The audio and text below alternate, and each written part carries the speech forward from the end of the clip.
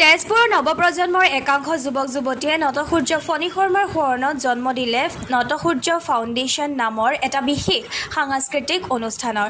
মূলতঃ নাটকক পৰীক্ষামূলকভাৱে নতুন শৈলী আৰু ন-চিন্তাৰে আগবঢ়াই লৈ যাবলৈ অগ্ৰসৰ হোৱা নৱপ্ৰজন্মৰ এই যুৱক যুৱতীৰ দলটিয়ে প্ৰথম কাৰ্যসূচী হিচাপে নটসূৰ্য ফণী শৰ্মাৰ আগন্তুক ১১৬ সংখ্যক উপজা দিনটোৰ লগত সংগতি ৰাখি অহা ২৮ অক্টোবৰ তাৰিখে তেজপুৰত দিনজোৰা এলানি কাৰ্যসূচী গ্ৰহণ কৰিছে। উক্ত দিনাই নিশা নটসূৰ্যগৰাকী কালজয়ী নাটক চিৰাজ নতুন চিন্তা আৰু নতুন শৈলীৰে মঞ্চস্থ কৰিবলৈ এক সাহসী সিদ্ধান্ত গ্ৰহণ কৰি কালি নিশা এক মাংগলিক পৰিৱেশত শুভ মুহূৰ্তত সম্পন্ন কৰে। তেজপুৰ বামপপতীয়াৰ শ্বহীদ ভূপেন ডেকা ৰংগমঞ্চৰ প্ৰাংগণত নটসূৰ্য ফণী শৰ্মা আৰু মৰমৰ শিল্পী জুবিন গাৰ্গলৈ শ্ৰদ্ধাঞ্জলি জ্ঞাপন কৰি নাটকখনৰ নাৰিকল ভাঙি শুভ মুহূৰ্ত সম্পন্ন কৰে তেজপুৰৰ ঐতিহ্যমণ্ডিত বাণ থিয়েটাৰৰ সভাপতি তথা বিশিষ্ট গীতিকাৰ বঙ্কিম শৰ্মাই। নটসূৰ্য ফণী শৰ্মাৰ নাতি অভিনয় শিল্পী তথা নটসূৰ্য ফাউণ্ডেশ্যনৰ বিষয়ববীয়া নৱজিৎ শৰ্মাই আঁতধৰা অনুষ্ঠানটি আৰম্ভণিতে নটসূৰ্য ফণী শৰ্মাৰ প্ৰতিচ্ছবিত বন্তি প্ৰজ্বলন কৰে বঙ্কিম শৰ্মাই আৰু জুবিন গাৰ্গৰ প্ৰতিচ্ছবিত বন্তি প্ৰজ্বলন কৰে অসম সাহিত্য সভাৰ প্ৰচাৰ উপসমিতিৰ উপসভাপতি পংকজ বৰুৱাই।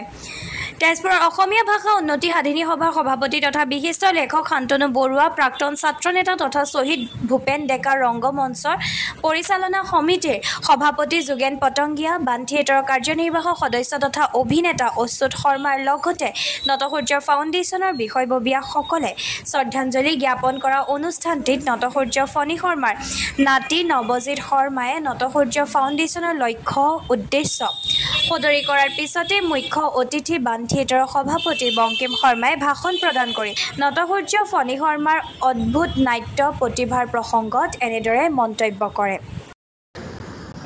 কোৱা উচিত হয়তো নহয় যে আজিৰ দিনত এনেকৈ দিলে ঢেৰ নাট্যকাৰ আহে, ঢেৰ অভিনেতা আহে, ঢেৰ গীতিকাৰ আহে, ঢেৰ গায়ক আহে, এনেকৈ দিলে ঢেৰ আহে। কিন্তু এই ঢেৰসকলৰ মাজত আমি বাছি বাছি কিছুসকলক পাওঁ। আজি আপোনালোকে জুবিন গাৰ্গৰ কথা চাওক। মই প্ৰথমে জুবিন গাৰ্গৰকো আজি শ্ৰদ্ধাঞ্জলি সেৱা জনাই লৈছোঁ, ধূপ জ্বলাওঁতেই জ্বলাই লৈছোঁ। সেইজন ব্যক্তি ইমান গেপত ভূপেন দাস, খগেন মহন্তৰ, সূৰ্য দাসহঁতৰ, জে পি দাসৰ পিছত এটা ভয়ংকৰ গেপত জুবিন গাৰ্গে এটা বেলেগ দিশ উন্মোচন কৰিছে।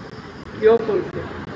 তেওঁতো সেইসকলৰ পিছে পিছে তেওঁ সেইটো অনুকৰণ কৰি আগবাঢ়ি যাব পাৰিলেহেঁতেন, কিন্তু সেইটো কৰা নাই।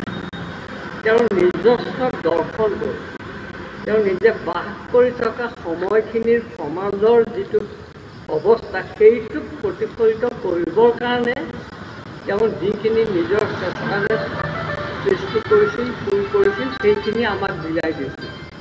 আৰু সেইকাৰণেই আমি সেই সময়ত আমাৰ সেই সময়খিনিত নতুন প্ৰজন্মৰ এগৰাকী চিৰিয়াছ নাট্যশিল্পী ভাৰ্গৱ কলিতা বৰাই সহকাৰী পৰিচালক হিচাপে দায়িত্ব বহন কৰা নাটকখনৰ সংগীতৰ সৈতে জড়িত হ'ব লোকসংগীতৰ অভিজ্ঞতাপুষ্ট নতুন প্ৰজন্মৰ অমিত বড়ো আৰু উদীয়মান গায়িকা উদ্দীপনা গোস্বামীয়ে। অপূৰ্ব নাথৰ পোহৰৰ দায়িত্ব লোৱা নাটকখনত আশাব্যঞ্জকভাৱে মঞ্চসজ্জাৰ দায়িত্ব পালন কৰিব ৰাষ্ট্ৰীয় নাট্য বিদ্যালয়ৰ এগৰাকী প্ৰাক্তন শিক্ষাৰ্থী তথা যুৱ প্ৰজন্মৰ নতুন চিন্তা চেতনাৰ নাট্যশিল্পী মিণ্টু চানে। নাজানো, তথাপিও নিজৰ সম্পূৰ্ণ ১০০% চেষ্টাক অব্যাহত ৰাখিম। আজি এতিয়া মুহূৰ্ত অনুষ্ঠানত আমি প্ৰথম অংকৰ দ্বিতীয় দৃশ্যৰ শেষৰ সংলাপ কেইটিমান মাতি দিবলৈ ওলাইছোঁ। তই খেয়াল কৰিছনে ফাতেমা? এই মুখ, এই চকু, এই নাক, আনকি চকুৰ ওচৰৰ তিলটো দেখিছনে ফাতেমা? ইমান মিল।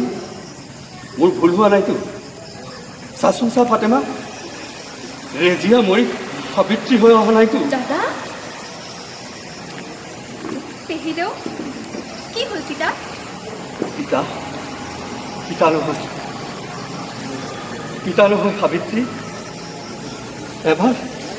এবাৰ তই মোক ৰেজিয়াৰ দৰে মাত, এবাৰ আব্বা যেন বুলি মাত, মাত্ৰ এবাৰ। আব্বাজান আব্বাজান আজি 14 বছৰ সপোনত এই মাত শুনো ফাতেমা। সাৰ পাই মনে মনে কান্দো। হয়তো বা তয়ো সাৰ পাও। দুটা দুৰ্ভগীয়া ককায়েক ভনীয়েকৰ বুকুত একেই জুই। অভিমানত কেতিয়াবা খোদাৰ ওপৰত অভিযোগ তোলো ফাতেমা। নাই আৰু তোমাৰ ওপৰত মোৰ কোনো অভিযোগ নাই খোদা। মুছলমানী ৰেজিয়াক নি হিন্দু সাবিত্ৰীৰ ওপৰত মোৰ বুকুলৈ উভতাই পঠিয়াইছা। নাই আৰু তোমাৰ ওপৰত মোৰ কোনো অভিযোগ নাই।